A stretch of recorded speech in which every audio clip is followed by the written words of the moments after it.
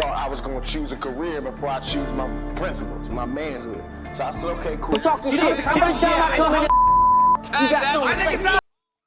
Shut up. You was like, Tupac, why you acting like a You're acting like a right now.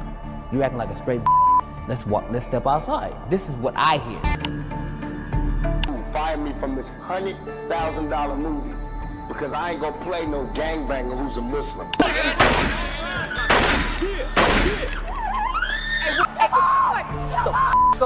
You're sitting in a movie theater in 1993, and suddenly everyone around you goes completely silent.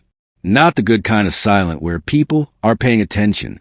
I'm talking about the kind of uncomfortable, shocked silence where you can actually hear people shifting in their seats. That's exactly what happened when audiences first saw one particular scene in Menace to Society. A scene so raw and disturbing that it nearly got the entire movie banned from theaters across America. What you're about to hear is the incredible true story behind one of the most controversial movies ever made. We're talking about a film that was so realistic, so unflinching in its portrayal of street life, that it made Hollywood executives nervous and had parents groups calling for boycotts before it even hit theaters. But here's the thing that makes this story even more fascinating. The scene that caused all this chaos wasn't even the most violent thing in the movie. So what made it so special? What made it so powerful that it almost kept this now classic film from ever reaching audiences? Let me take you back to 1992, when two young brothers had a vision that would change everything. Alan and Albert Hughes were just 20 years old when they started working on what would become Menace to Society. These weren't seasoned Hollywood directors with fancy degrees and connections. They were kids from Detroit who had moved to California with big dreams and even bigger attitudes. They wanted to make a movie that would show the world what life was really like in places that most people only saw on the evening news. The Hughes brothers didn't want to make another typical Hollywood movie about the hood. They had seen movies like Boys in the Hood, and while they respected those films, they wanted to do something different. They wanted to make something that felt so real, it would make people uncomfortable. They wanted to hold up a mirror to America and force people to look at things they preferred to ignore. From the very beginning, this movie was destined to be controversial. The Hughes brothers made a decision that most filmmakers would never dare to make. They decided to film in the actual Jordan Downs housing projects in Watts, Los Angeles. Not on a Hollywood soundstage that looked like the projects. Not in some safer neighborhood that could pass for the hood. They filmed in the real deal in one of the most dangerous areas of Los Angeles. But here's where things get really interesting. They didn't just film there. They actually hired real gang members to work as security on the set. Think about that for a moment. While most movie productions have professional security guards, the Hughes brothers brought in actual Crips gang members to protect their cast and crew. They wanted that authenticity, even if it meant putting everyone at risk. And boy, did that decision come with consequences. During filming, rival gang members actually showed up and started shooting at the movie set. Real bullets flying while they were trying to make a movie about fictional violence. The production had to shut down for 2 whole days while everyone figured out how to stay safe. It was like life imitating art in the most dangerous way possible. The casting process was just as dramatic as the filming. Originally, the movie was supposed to star some of the biggest names in hip-hop at the time. Tupac Shakur was cast to play a character named Sharif, and rapper Spice One was going to play the lead role of Kane. This would have been huge. Imagine if Tupac had stayed in the movie. The film probably would have been even more successful, and Tupac's acting career might have taken off in a completely different direction. But Tupac wasn't happy with how his character was written. See, Sharif was supposed to be this former street kid who had found religion and become a devout Muslim. Tupac kept asking the directors to explain why his character had changed. He wanted to understand the journey that took Sharif from the streets to Islam. He thought the audience needed to see that transformation to believe it. The Hughes brothers didn't want to add those scenes. They thought it would slow down the story and make the movie too long. But Tupac wouldn't let it go. Every day on set, he would bring up his concerns about the character. He would question every line of dialogue and every scene. The tension kept building until finally, the directors made a decision that shocked everyone. They fired Tupac and Spice One right in the middle of filming. Now, if you know anything about Tupac, you know he didn't take that kind of disrespect lying down. 6 months later, Tupac ran into director Allen Hughes and physically attacked him. The incident was serious enough that Tupac was found guilty of assault and battery. Years later, Allen Hughes admitted that firing Tupac was probably a mistake. He said that if Tupac had stayed in the movie, he would have outshined everyone else in the cast. With Tupac and Spice One gone, the brothers had to quickly find new actors. They cast Aaron Turner as Kane and Larenz Tate as O-Dog. These weren't big names at the time, but they brought something special to their roles. They had that raw, authentic energy that the Hughes brothers were looking for. They looked and sounded like they actually belonged in the world the movie was portraying.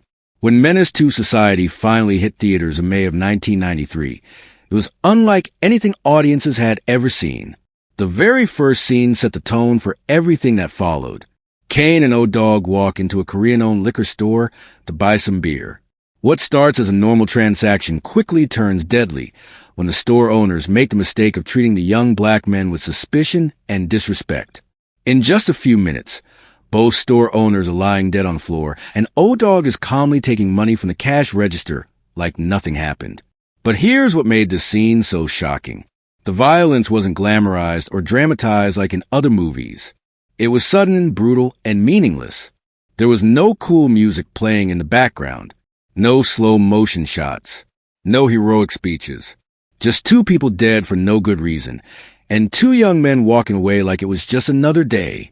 That opening scene prepared audiences for what they were about to experience, but nothing could prepare them for the scene that almost got the movie banned. About halfway through the film, there's a moment that still makes people uncomfortable today. O-Dog, who has become obsessed with violence and death, shows off a security camera tape of the liqueur store murders to his friends like it's a trophy. He plays the tape over and over again, laughing and pointing out details like he's showing off vacation photos. He fast-forwards and rewinds to his favorite parts. He makes jokes about the way the store owners fell. He treats their deaths like entertainment. And the worst part is, you can see how much he enjoys watching it. This wasn't just a scene about violence.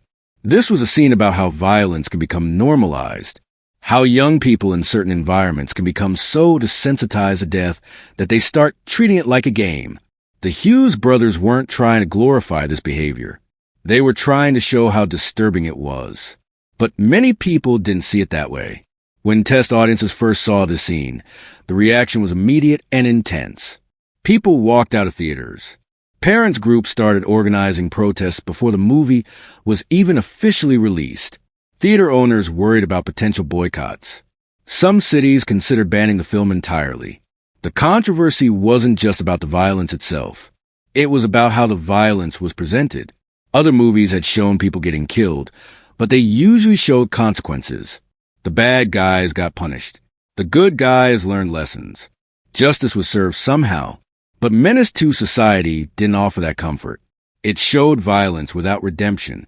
It showed young men destroying their own communities without any hope of change. Critics and community leaders argued about whether the movie was harmful or helpful. Some said it was just glorifying the worst aspects of black urban life and giving white audiences another reason to fear and judge black communities. Others argued that it was showing an honest picture of problems that society had been ignoring for too long. The Hughes brothers found themselves defending their work in interview after interview. They explained that they weren't trying to make a feel-good movie.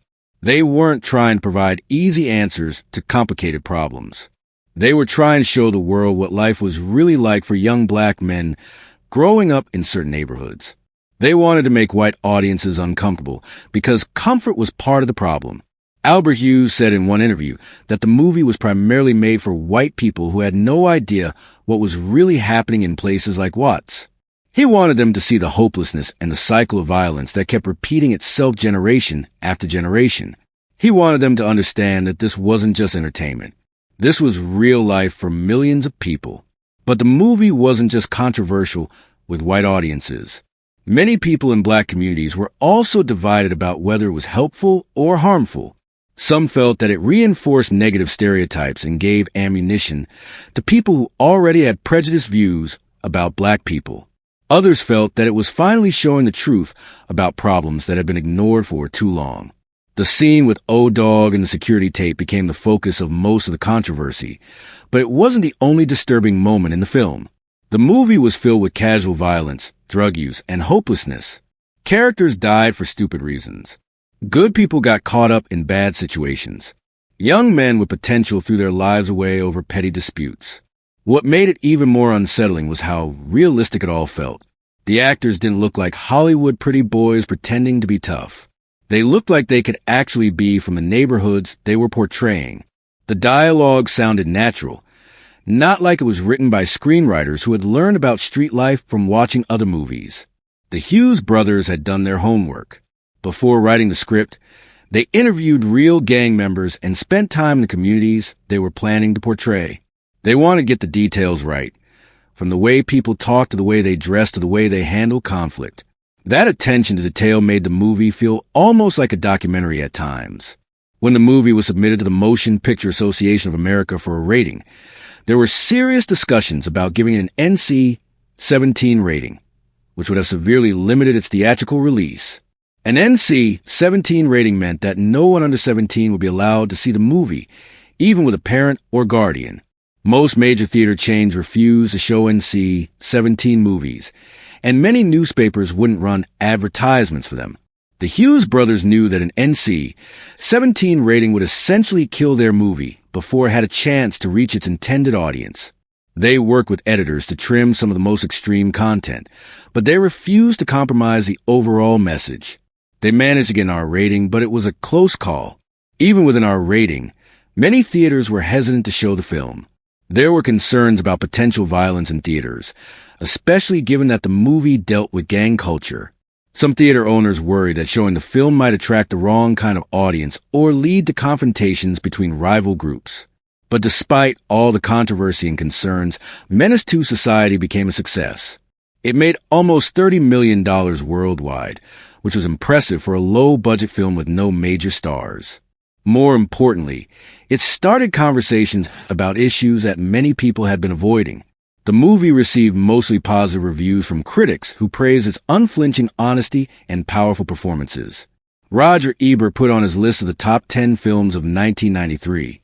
At the MTV Movie Awards, it beat out major blockbusters like Jurassic Park and Schindler's List to win Best Movie, proving that it connected with young audiences in a powerful way. But the real measure of the movie's impact wasn't in box office numbers or awards. It was in the conversations it started and the influence it had on other filmmakers. Suddenly, there were more movies willing to show the harsh realities of urban life without sugarcoating them. The success of Menace to Society proved that audiences were ready for more complex and challenging stories about Black experiences in America. Looking back more than 30 years later, it's clear that Menace to Society was ahead of its time. The issues it dealt with, like police brutality, systemic poverty, and the school-to-prison pipeline, are still relevant today. The movie's unflinching look at how violence becomes normalized in certain communities feels even more important in an era of constant news coverage about shootings and street violence. The scene that almost got the movie banned, O-Dog's obsession with the security camera footage, now seems like a prediction of our social media age, where violence is often recorded and shared as entertainment. The Hughes brothers were showing us something disturbing about human nature that we're still grappling with today. The cast members went on to have successful careers in Hollywood. Larenz Tate became a respected actor with roles in movies like Dead Presidents and TV shows like Power. Turin Turner continued acting and became a successful comedy writer. Even the smaller roles were filled with actors who would go on to bigger things. But perhaps the most important legacy of Menace to Society isn't in the careers it launched or the money it made. It's in the doors it opened for other filmmakers to tell honest stories about difficult subjects. It proved that audiences were hungry for authentic voices and real stories, even when those stories made them uncomfortable. The movie also showed that young filmmakers didn't need Hollywood connections or big budgets to make powerful films. The Hughes brothers were just 20 years old when they made a movie that's still being studied and discussed decades later. They proved that talent, vision, and determination could overcome almost any obstacle. Today, Menace to Society is considered a classic of American cinema. It's been preserved by the Criterion Collection, which is reserved for films that are considered culturally and historically significant. Film schools show it to students as an example of how to create authentic characters and realistic dialogue. The scene that almost got it banned is now studied as a brilliant piece of filmmaking that forces audiences to confront uncomfortable truths about violence and desensitization. What once seemed too extreme for theaters is now recognized as a crucial moment in a film that changed how Hollywood approached urban stories. So the next time someone tells you that controversial art doesn't matter, remember Menace to Society. Remember how two young brothers made a movie so real, so honest, and so unflinching that it scared people in power. Remember how they refused to compromise their vision, even when it meant risking everything. The scene that almost got Menace to Society banned wasn't just a moment of controversy. It was a moment of truth that helped change American cinema forever. And that's a story worth remembering, because the best art doesn't just entertain us. It challenges us, makes us think, and sometimes makes us uncomfortable. And sometimes that's exactly what we need. If this story opened your eyes to the power of authentic filmmaking and the importance of telling difficult truths, make sure to hit that like button and share this video with someone who needs to hear it. And don't forget to subscribe for more deep dives into the stories behind the movies that changed everything. Because every classic film has a story, and some of those stories are more incredible than anything you'll see on screen.